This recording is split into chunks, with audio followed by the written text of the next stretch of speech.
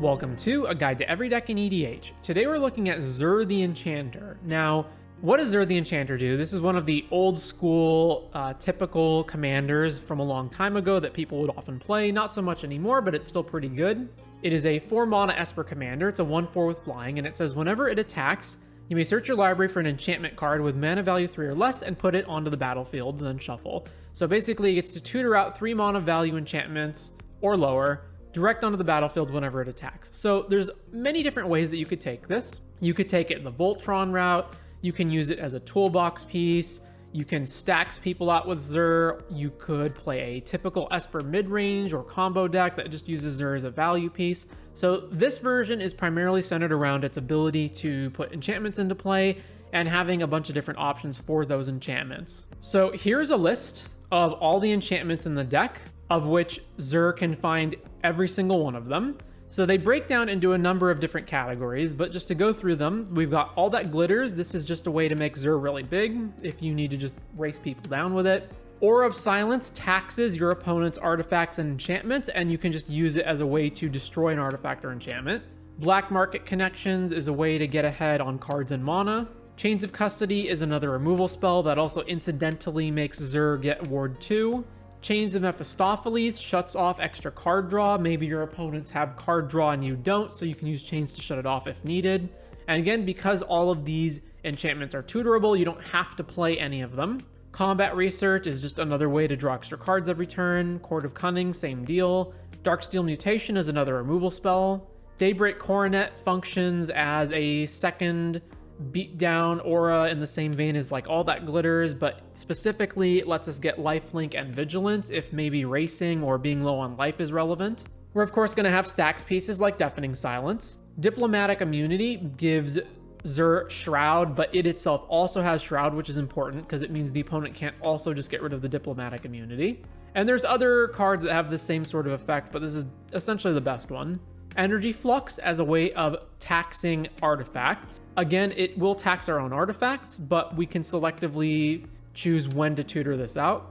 Ghostly Prison as a way to protect ourselves in case an opponent has too many attackers or too big of attackers. Grasp of Fate as a way to have a removal spell that hits every one of our opponents simultaneously.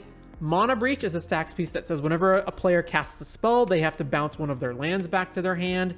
We can get around this by just not casting any spells and just continuously using Zur to keep tutoring for more enchantments. We will of course have the typical ones like Mystic Remora and Rhystic Study. We can also tutor Necropotence directly to the field. That's very important. We've got Oppression. Whenever a player casts a spell, the player discards a card. So this is another way that we can have a pseudo stacks piece in play. We've got Rip for the Graveyard. We've got Rule of Law as just the second Rule of Law effect alongside Deafening Silence. Seal from Existence as a spot removal spell, but which also has Ward, making it harder to get rid of.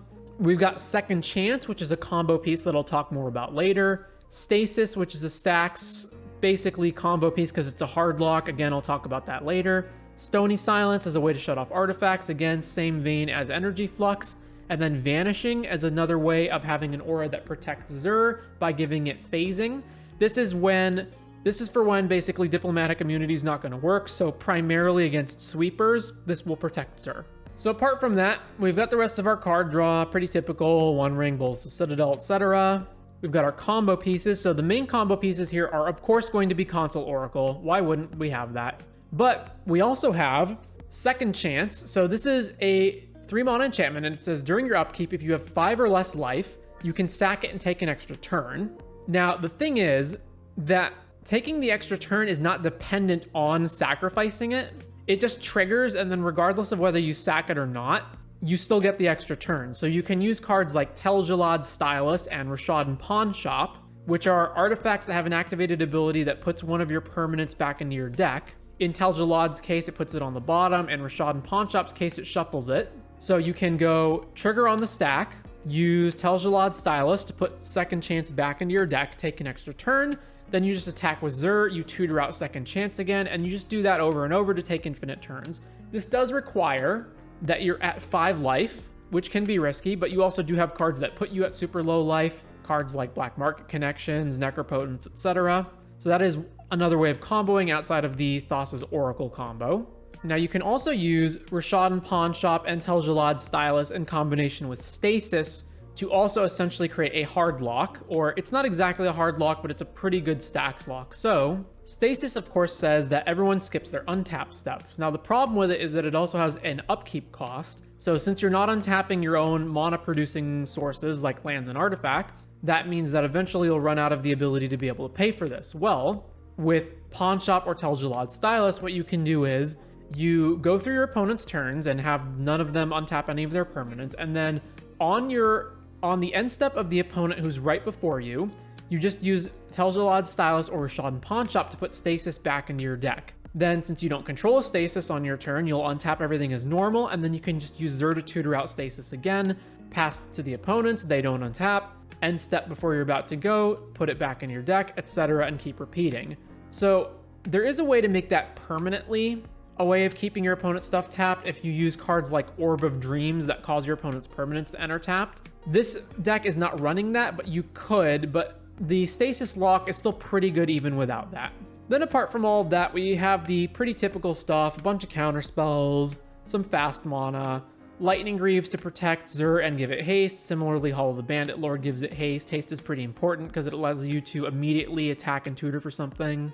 Pretty stock Esper lands, a little bit of protection in Grand Abolisher. Swords to Plowshares is just an additional removal spell, bit more stacks in like Drannith Magistrate, Opposition Agent, some sweepers, Psych Rift, Toxic Deluge, and then some tutor spells. So yes, again, there's many ways to build Zur. You don't have to exactly build it this way. Obviously, you're always going to have at least some enchantments to go tutor up with it, but it doesn't have to be as enchantment focused as this version. There's plenty of versions that just play as like a typical Esper combo deck or something, but this, I think, will at least give you a good idea of how Zur functions. So yep, that is Zur the Enchanter for EDH.